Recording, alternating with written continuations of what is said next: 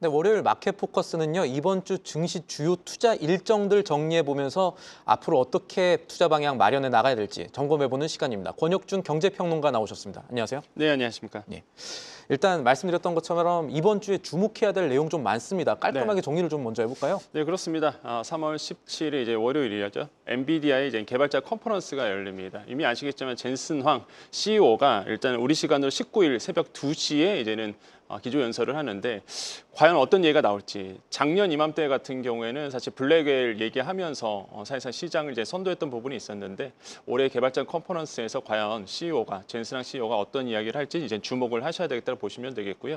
뭐 이번에도 역시나 개발자 컨퍼런스에 삼성전자, SK하이닉스도 참여를 합니다. 그래서 이런 부분도 이제 눈여겨 보실 만하다 이렇게 말씀을 드립니다. 그다음에 또 이제는 2월에 소매 판매가 이제는 미국에서 이제 발표가 되죠. 2월치가 발표가 되는데 사실 소매 판매가 1월 같은 경우에는 이제 0.9% 이제 하락했다 이렇게 이제 보고가 됐었습니다. 그때 이제 LA 산불이라든지 한파 영향이 좀 있었는데요. 이번에 과연 2월치가 어떻게 나올지.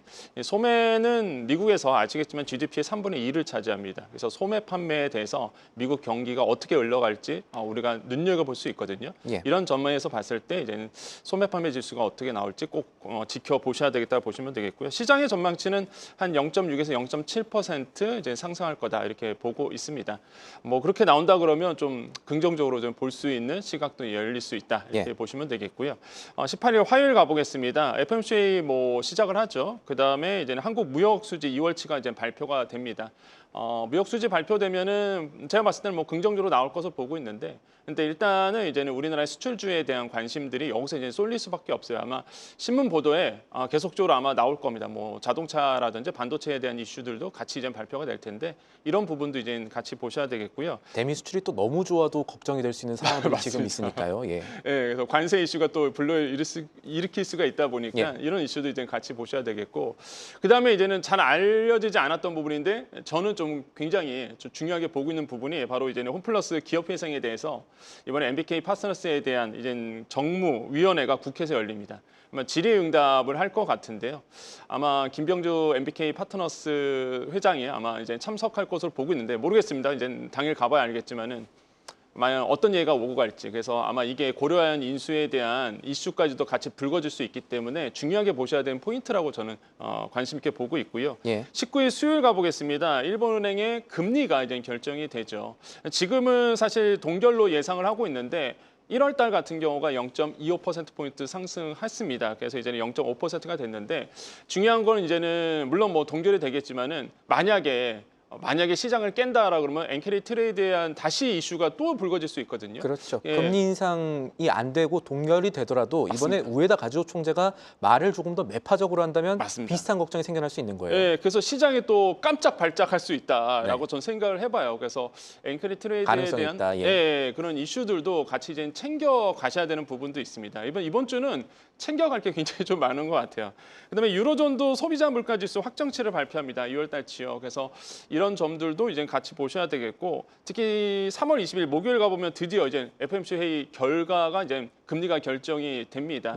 물론 뭐 금리 결정은 시장의 예상치만큼 동결로 생각을 하고 있는데 중요한 거는 이제 점도표겠죠. 올해 2회 금리 인하, 과연 시장에서 생각하는 만큼 이제 3회 인하도 나올 수 있을지 이런 것도 이제는 조금 시장에서 은근 이제 생각을 하고 있는 부분이고, 관세 부분이 과연 이제 연준 위원들이 어떻게 바라보고 있는지 이런 점들도 이제 같이 이제는 발표가 되겠죠. 그래서 이런 점들 아마 연준 의장의 이제 인터뷰도 결정되고 나서 30분 후에 인터뷰가 있는데 과연 거기서 어떤 매파적인 발언이 나올 수도 있고요, 비도덕적인 발언이 나올 수도 있겠지만은 어떤 발언이 나올지 이런 점들도 좀 체크해 볼 포인트다. 마지막 21일입니다. 생산자 물가 지수, 한국의 생산자 물가 지수, 뭐 선행 지표다 보니까 실제적으로 이제는 우리나라의 이제 물가가 어떻게 움직일지도 미리 힌트를 좀 얻어볼 수 있는 부분이고, 일본의 소비자 물가 지수 2월치가 발표가 됩니다. 이런 점들도 두루두루 보시면서 이번 주는 확실히 이제는 좀 보셔야 할 부분들이 굉장히 많은 한 주인 것 같습니다. 저희가 중요한 부분들 이렇게 방송 CG 화면 통해서 쭉 정리를 해봤는데요.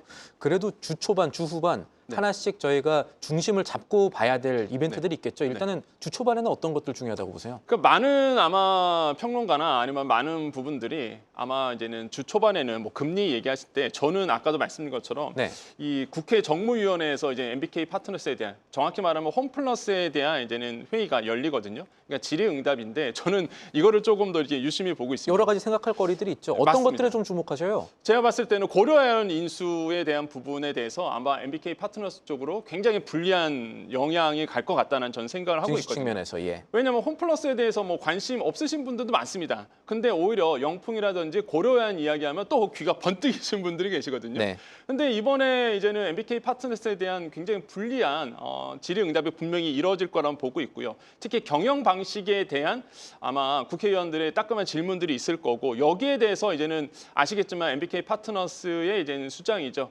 김병주 회장이 사제 출연하겠다는 얘기들을 했단 말이에요. 아직 얼마라고는 얘기 안 했습니다. 맞아요. 그게 중요한 거죠. 예. 정확히 지적하셨는데 사제 출연을 하겠다고 얘기를 했는데 이게 얼마를 하겠다, 그리고 어떤 방식으로 하겠다는 얘기가 없거든요. 그래서 아마 그런 부분도 얘기가 또 나올 수도 있다라고 생각을 해봅니다. 그래서 이게 과연 현실화 가능성이 있는지 무엇보다 저는 굉장히 지금 조금 보셔야 되는 게 기업업이라든지 아니면 유동화 증권에 대해서 과연 이게 MBK 파트너스가 알고 들어갔는지 한마디로 이제는 알면서 채권 발행을 늘려왔는지가 굉장히 핵심 포인트거든요.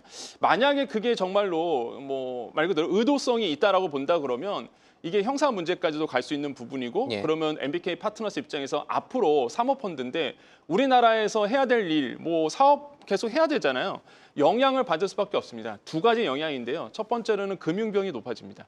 어차피 단기 차입해갖고 어디서 금융권에서 돈 빌려와서 사실 움직여야 되는데 예.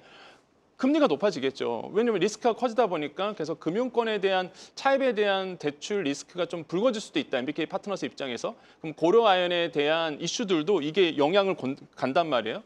그래서 이런 부분도 눈여겨보셔야 되겠고 두 번째로는 실제 이제는 공정위에서 심사를 까다롭게 볼 가능성이 굉장히 높습니다. 예. 분위기가 굉장히 안 좋거든요. 지금 MBK 파트너스에 대한 이 경영 방식에 대한 의구점들이 굉장히 많이 생기다 보니까 아마 그 인수에 대한 부정적인 여론이 생기면서 공정위도 조금 더 까다롭게 심사를 볼 가능성이 굉장히 커졌다. 소위 말하는 여의도에서 이 MBK 관련한 시각이 안 좋아지면 네. 홈플러스는 비상장사니까 이게 네. 상장사 쪽에 영향을 갈 곳이 아마 고려아연일 거고 맞습니다. 그 경우에는 지금 경영권 분쟁에서 고려아연 최윤범 회장 측한테 좀 유리해지지 않겠냐 이렇게 보고 계신 거예요? 네, 저는 그렇게 보고 있어요. 지금 그래서 사실 누가 옳다 그르다의 문제는 아니고요. 예. 봤을 때 이제는 주주 입장에서 본다 그러면 아마 많은 분들이 공감하실 텐데 내 주주의 가치가 훼손을 당하느냐 아니면은 주가가 더 오르느냐 이거에 관심이 있을 텐데 네. 이런 점에서는 굉장히 유념히 보셔야 될 포인트예요. 그래서 이게 단순히 홈플러스에 대한 이슈가 아니라 뭐 영풍이라든지 아니면은 이제 고려아연에 대한 주가의 향배 여기에 이제 달려 있다. 저는 그렇게 보고 있고요. 특히 이번에 MBK 파트너스에 대한 세무조사가 들어갑니다. 근데 세무조사를 맡았던 곳이 조사 4국이거든요. 아시겠지만은 이거는요 비정기적인 사실 수시검사라는 게 예, 수시검사 특별검사예요. 그러면은 사실상 역의 문제가 과거 한번 있었는데 제가 봤을 때는 이번에 아마 수시 검사가 특별 검사를 통해서 뭔가 이렇게 MBK 파트너스에 대한 경영 방식에 대한 문제점이 불거질 수도 있다라고 저는 이제 보고 있거든요. 그래서 이런 부분들이 이제 문제가 될 것 같고 아마 MBK 파트너스 입장에서는 아까 말씀드린 것처럼 역의 탈세에 대한 이슈들이 과거에 한번 있었기 때문에 이런 점들에 대해서 조금 우려하는 모습들 이런 점들이 느껴집니다. 그래서 아마 지금 모든 관심이 MBK 파트너스에 대한 이슈들 그래서 지금 진행하고 있는 부분들이 다 문제가 될 가능성이 있다 보니까 특히 이제 유심히 보셔야 되고 또 하나 아직까지는 많은 분들이 관심이 없는데 리츠에 대한 이슈들도 분명히 저는 있을 거라고 봐요. 지금 이제는 서서히 드러나겠지만은 분명히 이제는 홈플러스에 갖고 있는 부동산 자산에 대한 투자했던 리츠 상품들도 제가 봤을 때는 좀 문제가 생길 가능성이 없잖아 있다. 그래서 이런 점들도 같이 이제 좀 보셔야 된다라고 말씀을 드립니다. 대한민국 최대 사모펀드에 대해서 지금 여러 가지 생각할 거리들이 많아지고 있는데 이 자본시장이라는 측면에서 조금 어떻게 될지 향방을 좀 지켜봐야겠고요. 네, 맞습니다.